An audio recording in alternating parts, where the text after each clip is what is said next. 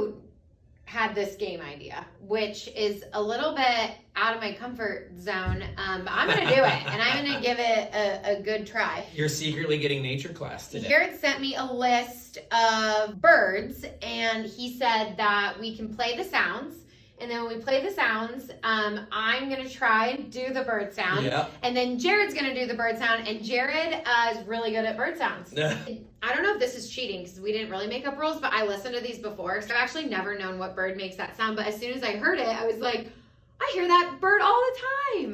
Now, if you remember at the beginning, I told you that I do the coyote method, which is tricking people into learning about nature. You've just been coyote methoded. Yes. So where's that from? It is Coyote Guide for Connect with Nature. It's like 400 pages, just full of games and ideas and how to like get kids excited about nature, and apparently also how to get Kelly Manofsky excited about nature. So this first one is a blue jay. Right. We'll play it. I'm so excited to hear you do this. Oh, gosh.